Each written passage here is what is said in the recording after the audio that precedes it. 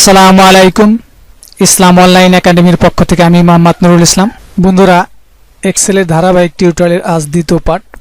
এই পার্টে আমরা এক্সেলের ফাইল মেনু নিয়ে আলোচনা করব। এজন্য আমরা প্রথমে এক্সেলে প্রবেশ করি। তা এক্সেলে কিভাবে প্রবেশ করতে হয় তা আমি পূর্বে টিউটোরিয়ালে বিস্তারিতভাবে দেখিয়েছি। যারা এই টিউটোরিয়ালটি দেখেনি তারা ভিডিও ডিসক্রিপশনে লিঙ্ক পেয়ে যাবেন, সেখান থেকে ভিডিওটি দেখে নেবেন। তো আমি প্রবেশ করছি। এখান থেকে এই যে ব্ল্যাঙ্ক ওয়ার্কবুক, যখন আমরা ব্ল্যাঙ্ক ওয়ার্কবুকে ক্লিক করলাম তখন আমরা মাইক্রোসফট এক্সেলে প্রবেশ করলাম। প্রথমে আমরা এক্সেল ওপেন করার পর আমাদের কাজ হলো আমাদের এক্সেলে কিছু লেখা।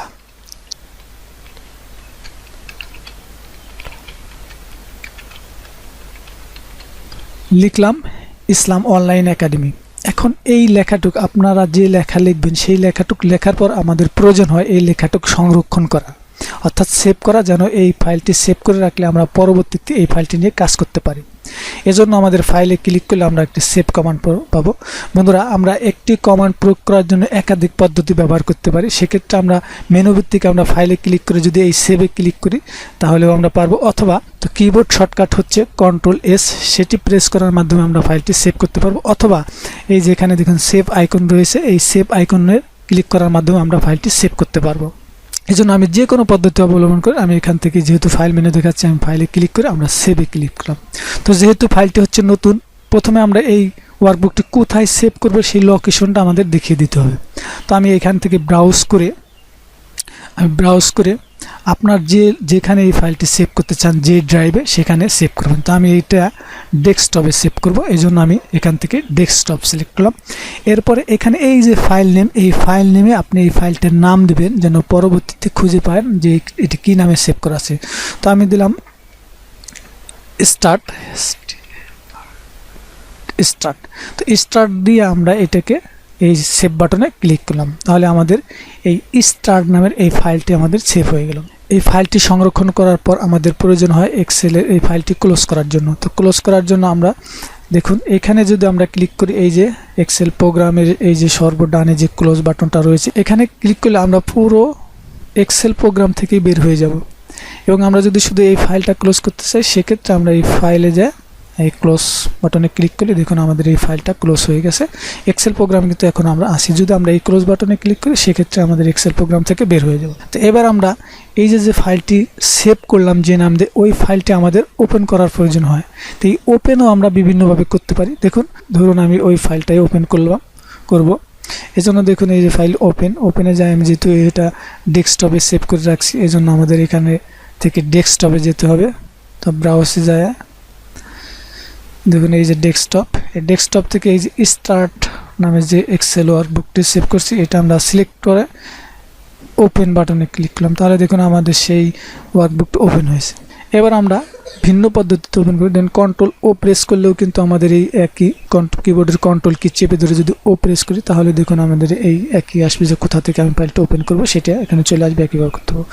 তো আমি এটি গেল আরেকটি পদ্ধতি। তো এবার আমরা এটিকে ক্লোজ করে, এক্সেল প্রোগ্রাম ক্লোজ করে দিয়ে এবার যদি আমরা ফাইলটা ওপেন করতে চাই, সেক্ষেত্রে আমি সরাসরি যে ফাইলটা যে নামে সেভ করছি সেখানে ক্লিক করে ডাবল ক্লিক করি। দেখুন এই যে আমাদের ডেস্কটপে ফাইলটি, এখানে আমি যদি ডাবল ক্লিক করি, এখান থেকে দেখুন আমাদের এই ফাইলটা যে প্রোগ্রামে, সেই প্রোগ্রাম দিয়ে এটা ওপেন হবে। এইভাবে আমরা ফাইলগুলো ওপেন করতে পারি।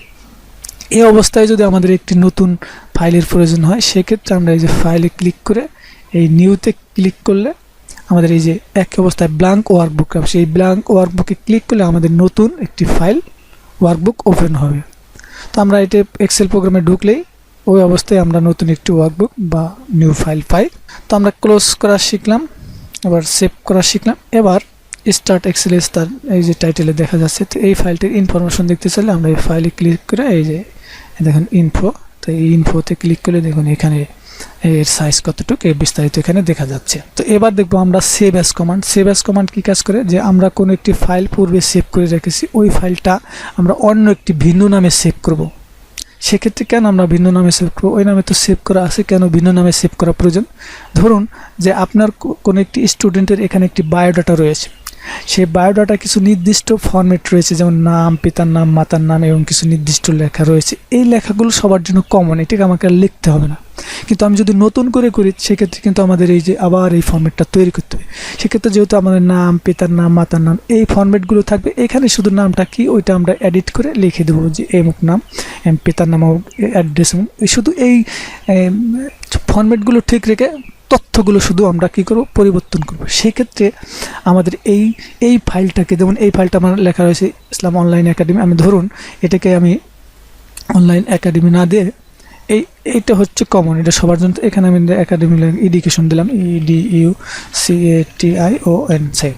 এখন এইটুকু হচ্ছে, তো আমি এখানে ছিল ইসলাম অনলাইন একাডেমি, তো আমি এই ইসলাম অনলাইন একাডেমিটা কমন এডুকেশনটা আমি লিখে আমরা এটাকে যদি সেভ এস করি তাহলে কি হবে, তাই এই অবস্থায় যদি আমি সেভ দিই তাহলে কিন্তু এই যে স্টার্ট নামের ফাইলটা এই অবস্থায় সেভ হয়ে যাবে, অর্থাৎ স্টার্ট নামের যে ফাইলটা ওই তথ্যটা এই হয়ে যাবে এডুকেশন। তার আমি যদি সেভ এস দিই তাহলে কী হবে, স্টার্ট নামের যে তথ্যগুলো ছিল ওইটা ওই অবস্থায় থাকবে, এবং সেভ এস দিয়ে আমি যে নতুন কিছু তথ্য এডিট করছি সেই এডিট অবস্থায় সেভ এস ফাইলটা আমরা দেখতে পাবো। এই জন্য আমরা ফাইলে ক্লিক করে এই সেভ অ্যাসে ক্লিক করলাম, সেভ অ্যাসে ক্লিক করে এটাও আমি ডেস্কটপে সেভ করলাম। তো ডেস্কটপে এটা আমি স্টার্ট 1 নামে সেভ দিলাম। এখানে ফাইল নেমের এখানে আমরা স্টার্ট 1 দিয়ে আমি যদি সেভ বাটনে ক্লিক করি তাহলে এবার দেখুন এখানে কিন্তু এই যে দেখুন স্টার্ট 1-এ যে টাইটেল বারে খেয়াল করুন, স্টার্ট 1 নামের এই এডুকেশনটা আছে, এবং আমার যে পূর্বের স্টার্ট নামের যে ফাইলটি সেটা কিন্তু ওই অবস্থায় ইসলাম অনলাইন একাডেমি আছে। এটা আমরা ওপেন করলে দেখতে পাবো। তো আমরা দেখুন এখানে ওপেন করছি, ওপেন করে আমরা দেখুন এই যে স্টার্ট নামে ওপেন করলাম, তাহলে এটা দেখুন ইসলাম অনলাইন একাডেমি রয়েছে। অর্থাৎ পূর্বের তৈরি করা কোনো ফাইল থেকে আমরা কিছু নির্দিষ্ট ফরম্যাট যেগুলো কমন সেগুলো রেখে বাকি কিছু তথ্যগুলো পরিবর্তন করে সেভ অ্যাজ করলে আমাদের কাজটি অনেক সহজ। এটি হচ্ছে সেভ অ্যাজ কমান্ডের সুবিধা। এবার আমরা ফাইলে ক্লিক করি, ফাইলে ক্লিক করে দেখুন শেয়ারটা অনলাইন করতে হয়, এটা আমরা পরবর্তীতে দেখব। এবার দেখছি এক্সপোর্ট। আমরা এই এক্সপোর্ট ফাইলটা আমরা যে এই এক্সএলএস ফাইলটা আমরা বিভিন্ন ফরম্যাটে এটা এক্সপোর্ট করতে পারি। সেক্ষেত্রে দেখুন আমরা এই ফাইলে ক্লিক করব, ফাইলে ক্লিক করার পর দেখুন এক্সপোর্ট রয়েছে। তো এক্সপোর্টে রয়েছে দেখুন এখানে চেঞ্জ ফাইল টাইপ। তো এখানে আপনি কোন ফরম্যাটের ফাইলটা আপনি এক্সপোর্ট করতে চান সেক্ষেত্রে আমরা এখানে ক্লিক করব। এখানে ক্লিক করার পর দেখুন এখানে এক্সএলএস আছে, এবং এক্সেল পূর্ববর্তী ভার্সন এক্সএলএস এই ফরম্যাটের আছে, এবং ওডিএস ফরম্যাটের আছে, টেক্সট ফরম্যাটের আছে, সিবিএস ফরম্যাট আছে, বিভিন্ন ফরম্যাটের এখানে রয়েছে। তো আমি এইখানে যে ফরম্যাটগুলো আছে কোনো একটি ফরম্যাট আমি চাই না, আমি এটাকে পিডিএফ ফরম্যাটে করব। বন্ধুরা আমরা সেভ অ্যাজ কমান্ডের মাধ্যমে একটি কাজ দেখাইছি, এবং এখানে সেভ অ্যাজ কমান্ডের মাধ্যমে আপনি ফাইল ফরম্যাটও আপনি চেঞ্জ করার মাধ্যমে সেভ করতে পারবেন, এটাও একটি কাজ। এজন্য আমরা দেখুন এখানে আবার এখান থেকে সেভ অ্যাজ করলেও যা, এই যে এখান থেকেও সেভ অ্যাজ করলে একই। তো আমি এখান থেকে সেভ অ্যাজ দিলাম। তো সেভ অ্যাজ দেওয়ার পর দেখুন এখানে আমি নামটা দেব, কী নাম দেবো, তো আমি এখানে 3 দিলাম, স্টার্ট 3 এই অবস্থা দিয়ে নামটা দিয়ে আমরা কি এক্সেল ওয়ার্কবুক দেখেন এখানে এক্সএলএস আছে। তো এই যে সেভ অ্যাজ ফাইল টাইপ, এখানে এই ডাউন অ্যারোতে ক্লিক করলে আপনি ওইখানে যে ফরম্যাটগুলো দেখছেন ওইগুলো ছাড়াও আরও অনেক ফরম্যাট দেখতে পাবেন। এখান থেকে যেহেতু আমি এই যে পিডিএফ, দেখুন এই যে পিডিএফ এইটাকে আমরা সিলেক্ট করে আমরা এখানে দেখুন এখানে আরেকটা অপশন আছে, আপনার যদি এখানে অনেকগুলো পেজ থাকে সেখান থেকে আপনি অপশনে ক্লিক করে আপনি কত পেজ থেকে কত পেজ আপনি পিডিএফ করবেন সেটা এখানে ফর্ম থেকে টু লিখে দিয়ে আমরা যদি ওকে করে দেবো। তো এবার এখান থেকে আমরা এই যে পিডিএফ সিলেক্ট করার পর আমরা যদি সেভ দিই, এটা কোথায় সেভ হবে, ডেস্কটপে। তাই আমরা দেখুন এখানে সেভ বাটন ক্লিক করলাম। এভাবে এক্সপোর্ট বা সেভ এজের মাধ্যমে আপনি এই কাজটি করতে পারেন। তাহলে দেখুন আমাদের এই যে এটাই দেখুন এই যে স্টার্ট 3 নামের এই ফাইলটা কিন্তু পিডিএফ হয়েছে, এটাকে কেউ এডিট করতে পারবো না। এইভাবে আপনি সেভ অ্যাজ কমান্ড অথবা এক্সপোর্ট কমান্ড ব্যবহার করতে পারেন। তো এবার রয়েছে ক্লোজ আমরা দেখেছি। এরপর রয়েছে অ্যাকাউন্ট। বন্ধুরা যাদের মাইক্রোসফট অ্যাকাউন্ট তৈরি করা আছে তারা মাইক্রোসফট অ্যাকাউন্ট লগ ইন করে কাজ করতে পারেন, এখান থেকে আপনি কিছু সুবিধা পাবেন। তো এখানে দেখুন আমরা এই অ্যাকাউন্টের মধ্যে আমরা অফিস কত ভার্সন ব্যবহার করছি সেটি এখানে পুরো দেখা যাচ্ছে, যে মাইক্রোসফট অফিস প্রফেশনাল প্লাস 2019, তো এটা আপনি ব্যবহার করবেন। এরপর রয়েছে দেখুন যে অপশন, এই অপশন থেকে আমরা বিভিন্ন কাজ করতে পারি, সেটি পরবর্তী এই অপশনে কয়েকটি টিউটোরিয়াল করা যাবে। যেহেতু এটা বেসিক এখন আমরা এটা দেখাবো না, এটা পরবর্তীতে এই অপশন এক্সেল অপশনের মাধ্যমে আমরা কয়েকটি টিউটোরিয়াল করতে পারবো ইনশাআল্লাহ। এবার রয়েছে প্রিন্ট। এই প্রিন্টের মাধ্যমে আমাদের এই ওয়ার্কবুকগুলো প্রিন্ট করতে পারি। এখান থেকে আমাদের দেখুন প্রিন্টার সিলেক্ট করতে হয়। আমাদের যে প্রিন্টার রয়েছে সেই প্রিন্টারটা সিলেক্ট করে এখানে প্রিন্ট দিলে আমাদের এই ওয়ার্কবুকে যতগুলো ফাইল থাকবে তা পর্যায়ক্রমে প্রিন্ট হবে। আর আমরা যদি চাই যে এই ওয়ার্কবুকে যদি এক থেকে 20টা প্রিন্ট থাকে, সেক্ষেত্রে আপনি কত নম্বর থেকে কত নম্বর পেজ প্রিন্ট দিতে চান এখানে লিখে পেজেস 1 to 5 এখানে লিখলে তাহলে 1 হতে 5 পর্যন্ত প্রিন্টগুলো প্রিন্ট হবে।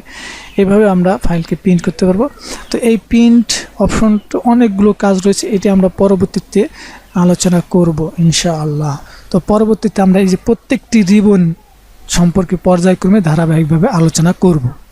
তো যারা এই টিউটোরিয়ালগুলো দেখতে চান বা পেতে চান তারা অবশ্যই চ্যানেলটি সাবস্ক্রাইব করে পাশে থাকা বেল আইকনে ক্লিক করে রাখুন, তাহলে আমি যখনই কোনো ভিডিও আপলোড করব আপনি নোটিফিকেশন পেয়ে যাবেন। এতক্ষণ সাথে থাকার জন্য ধন্যবাদ। পরবর্তী টিউটোরিয়াল দেখার অনুরোধ জানিয়ে আজকের মতো এখানেই। আল্লাহ হাফেজ।